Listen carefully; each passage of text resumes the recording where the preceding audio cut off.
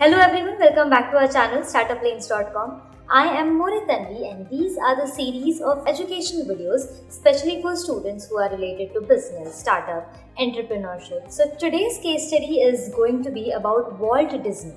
So in these series of educational videos, we try to give you a practical knowledge and a real life example of what will happen if you apply whatever you learn in your academic course, what will happen if you will apply that in real life.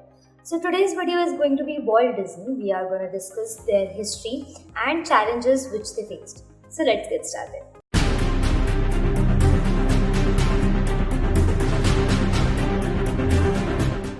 The Walt Disney Company, as we all know today, has gone through quite a rocky road to the success. At one point, Walt Disney had to mortgage their houses to produce films. Before we move ahead, please do subscribe and tell us in the comment box that on which next topic we should make the video. Walter Elias Disney was born on December 5th, 1901 in Chicago. Since his early age, Walt Disney had a keen interest in art and illustration. This favored into his love for animation and storytelling. At the age of 18, Walt Disney started working for an ad company in Kansas. In 1922, Walt with his friend Ub Eriks founded Laugh-O-Gram Film Studio, which produced cartoons and fables soon went bankrupt. In 1923, Walt Disney moved to California and founded the Disney Brothers Studio, along with his elder brother Roy. Before coming to California, Walt had started working on Alice in Cartoonland.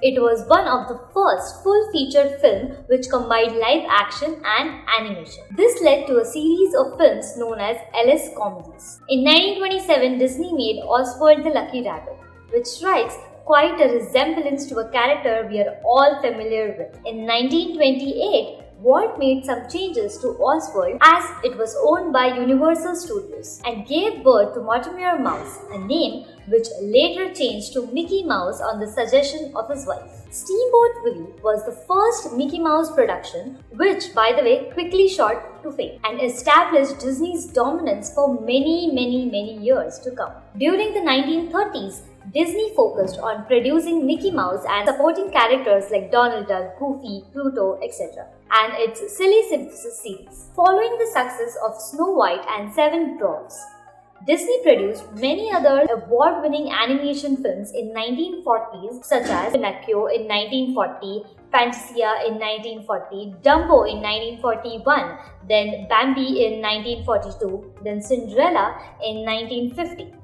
In 1955, Disney opened their first ever theme park called Disneyland in California. Disney also introduced their own distribution company called Buena Vista Production to take control of their marketing. In the last 50s, Disney put their focus on full-featured live action and animation such as Old Yeller in 1957, Sleeping Beauty in 1959.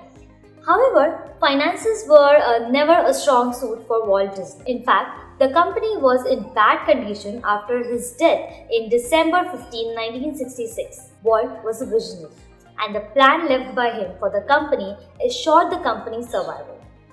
With the introduction of the Walt Disney World Resort and the Epic Center in 1971 and 1982, all of the projects envisioned by Walt were brought to life. The parks were a huge success and Disney made a measure of profits through them in 70s and 80s. In 1980s, Disney founded Touchstone Pictures, which was dedicated to making films for grown-ups. Touchstone Pictures produced many successful films such as Good Morning Vietnam in 1987, Dead Poets Society in 1989, then Pretty Woman in 1990. In 1993, Disney acquired Miramax Films and went on to produce award-winning films such as Pulp Fiction in 1994, then Good Will Hunting in 1997, then Shakespeare in Love in 1998. Disney got back on track with their animated films with the release of the film like The Little Mermaid, Aladdin in 1992, The Lion King in 1994. In 1995, in collaboration with the Pixar animation studio, Disney released Toy Story, which bagged many awards. In addition to the long-running Disney Channel, Disney added two other broadcasting networks, that is ESPN and ABC networks. In 2003, Disney gave birth to its live-action film with the release of Pirates of the Caribbean, The Curse of the Black Pearl, which was, by the way, inspired by one of the rides in the Disneyland. The film was a great success and became a 5-part franchise. In 2006, Disney purchased Pixar for $7.4 billion and went on to produce more successful films such as Ratatouille in 2007, Walt-E in 2008, Up in 2009. In 2009, Disney acquired Marvel Entertainment Studios for $4 billion and soon released The Avengers in 2012, which was one of the highest grossing films of all time. In 2010, Disney began the venture of remaking their iconic animation production into live-action films. In 2012, Disney took over Fuji's Films Limited for $4 billion and acquired the Star Wars franchise and went on to expanding. In 2019, Disney made one of its biggest acquisitions and purchased 21st Century Fox for $71.3 billion.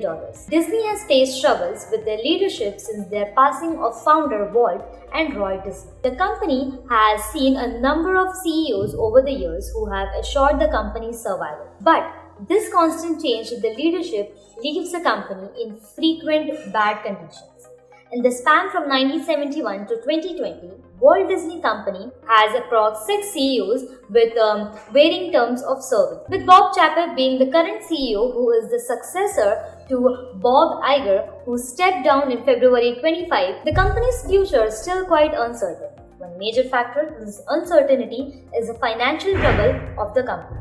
In the year 2020, the stock price of the Walt Disney Company has stooped of all-time low, owing to the worldwide lockdown due to the coronavirus outbreak. However, Disney has many new projects lined up which could support their condition in the future. So this was a short case study of Walt Disney.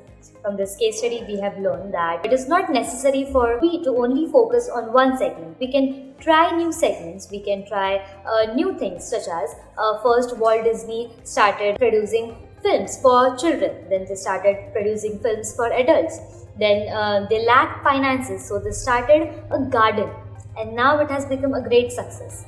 So you just have to follow the trend and know what your consumers need. With that, proper planning, proper leadership is as important as your content and the product. So I hope this video was fruitful enough for you. If you want to know more about us, do visit our website called startuplinks.com. Also, don't forget to follow us on LinkedIn, Instagram and Facebook. All the important links are given in the description box. Thank you.